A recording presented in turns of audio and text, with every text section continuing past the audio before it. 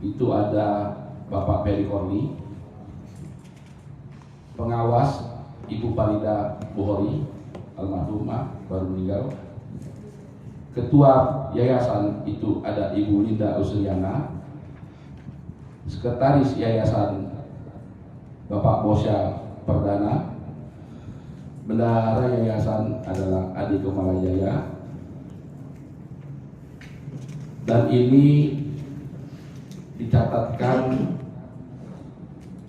dan diaktakan di depan notaris Badan Akta Koperasi Amir Husin SH, dan dicatatkan di Kementerian Hukum dan HAM. Itu ada ahunya, sudah ada juga di sini. Jadi dapat kami katakan secara resmi Yayasan Bina Dharma adalah di bawah Ketua Ibu Linda. Itu bisa kami sampaikan, dan yayasan meng-SK-kan untuk rektorat itu adalah Ibu Sunda Ariana sebagai rektor. Saya rasa artinya Bina Dharma Palembang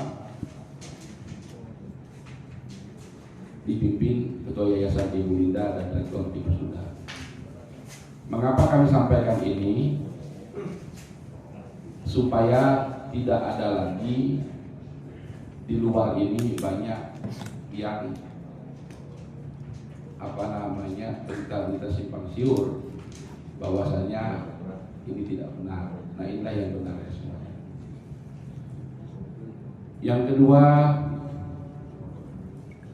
kami juga menjawab permasalahan aset-aset Yayasan Bina Dharma.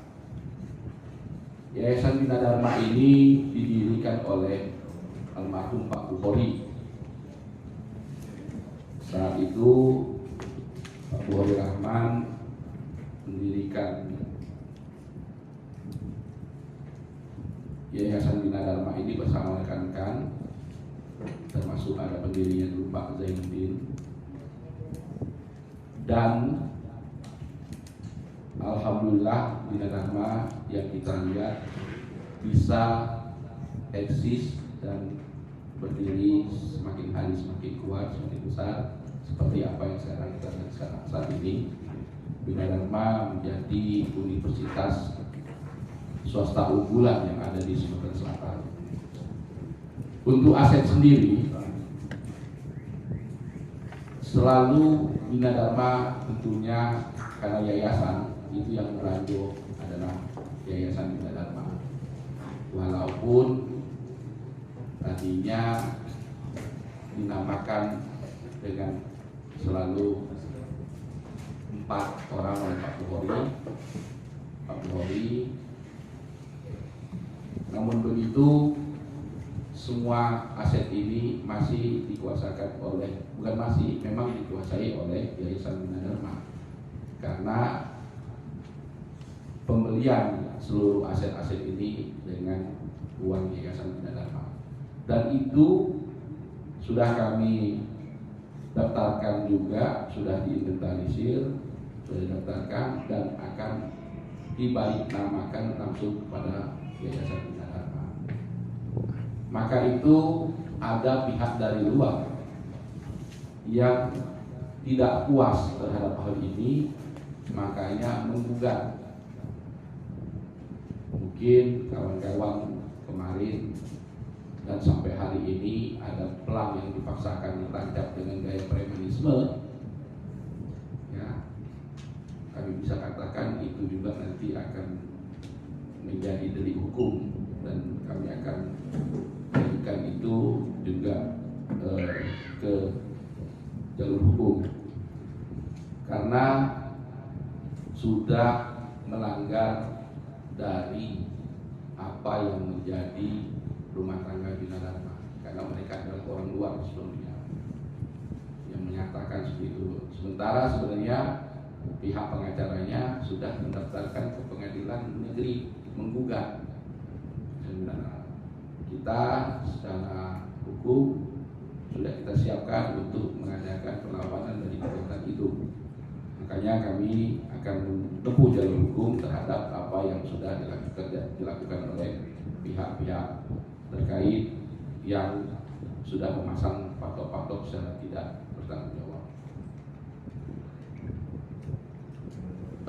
Yang ketiga, kami juga menjawab ada beberapa berita yang dirilis bahwasanya Yayasan Bina Dharma menggadaikan aset-aset milik Yayasan Bina Dharma Palembang. Kami jawab, untuk Yayasan Bina Dharma yang saat ini dipimpin oleh Ibu Linda sampai saat ini tidak pernah menggadaikan aset-aset Yayasan Bina Dharma. Jangankan banyak, sesentimeter pun tidak ada. Kami akan jawab bahwasannya pada tahun 2017 itu malah yang memasukkan untuk kredit ke Bank Mandiri Syariah adalah malah waktu itu di atas kertas ditandatangani oleh Ketua Yayasan masih Bapak, saya takut salah nama, Bapak Suhe Heriat Mono. Dan ini kami juga punya dasar, punya faktanya. Jadi kami jawab, Bina Dharma yang saat ini tidak pernah menggadaikan aset-aset Yayasan Bina Dharma. Yang ada di saat 2017 malah Bapak Suhe Mono yang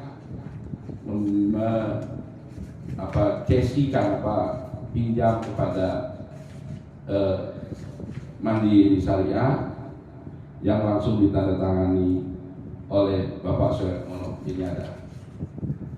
Jadi clear rasanya kami jawab supaya rekan-rekan juga dari media bisa seimbang, karena beberapa waktu yang lalu ada berita dari media mengatakan Bina Dharma menggadaikan aset-aset. Jadi kami jawab. Yang ketiga, yang keempat, bahwasannya terpasang pelang-pelang patok. Kalau saya tidak salah, di pelang patok itu hak milik punya 4 orang, Bapak Hadi Wali Rahman, terus Bapak Profesor Zainuddin, terus ada lagi Ibu Ripa dan Pak Suhermo, di bawah pengawasan kuasa hukum Ibu Dewi. Bukan? Kami menjawab bahwasannya Ibu Dewi tidak pernah menjadi kuasa Bapak Bukhari Rahman. Secara hukum itu luntur, tapi beliau mengatakan dia sudah mendapatkan kuasa waris dari waris Pak Bukhari Rahman. Menjadi suatu pertanyaan, waris dari Pak Bukhari Rahman itu anaknya ada 5. 1 Ibu Ripa, 2 Ibu Linda, 2 Ibu Sunda, 3 Ibu Linda, 4 Pak Peri, 5 Bapak Adi. Hanya 1 Ibu Ripa yang memberi kuasa kepada Ibu Dewi. Yang 4 ini tidak pernah memberi kuasa. Dan untuk diketahui rekan-rekan rekan-rekan pers, bahwa misalnya surat kuasa waris sendiri sudah ditandatangani oleh 5 saudara ini, ditambah waktu itu ibu masih hidup dengan ibu, dan mengkuasakan langsung kepada Ibu Sunda sebagai kuasa waris. Jadi kalau kami lihat pengacara Ibu Dewi ini serta merta dan semena-mena mengatasnamakan, secara hukum itu sebenarnya sudah gugur.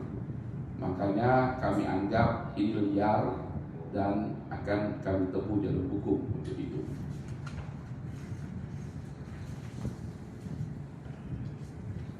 Dan yang kelima,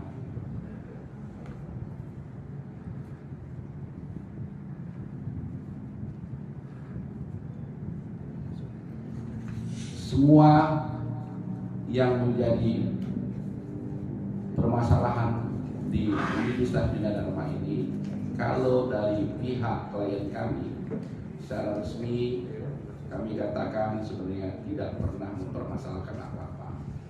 Namun ketidakpuasan dari pihak yang sebenarnya sudah ada di luar selalu mengganggu dengan beberapa hal yang mereka anggap itu tidak benar bagi mereka, tapi kalau bagi kami fakta dan kebenaran adalah yang bisa kita buktikan dengan surat menyurat yang jelas, legal standing yang jelas, dan penguasaan fisik yang jelas. Dan kawan-kawan pers untuk bisa melihat sendiri, kami selaku kuasa hukum BPA secara resmi bisa duduk di sini dan mengajak kawan-kawan pers untuk press release, artinya secara resmi pihak Universitas Bina Dharma memang menunjuk kami secara resmi, dan kebetulan juga sudah terpapang di tiap depan di sudut gedung ini ada nama pendamping hukum dari Universitas Bina Dharma maupun Yayasan Bina Dharma. Jadi selain yang bisa kami sampaikan seperti itu, dan mungkin ada nanti tanya jawab yang bisa kami tanya akan kami jawab, yang bisa kami jawab akan kami jawab.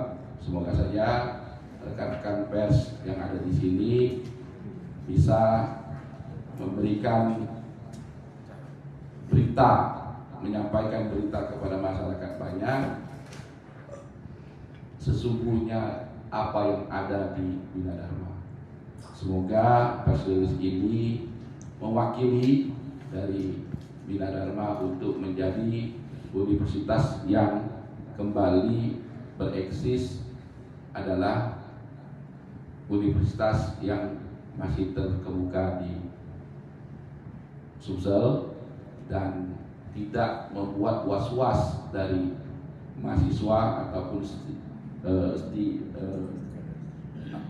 stakeholder yang ada di Universitas Bina Dharma maupun Yayasan Bina Dharma. Sivitas akademik bisa bekerja dengan baik dan alumni Bina Dharma juga merasa nyaman, serta saya meyakini kawan-kawan yang sekarang ada di Yayasan Bina Dharma dan Universitas Bina Dharma akan membawa Bina Dharma menjadi universitas terdepan di Sumatera Selatan.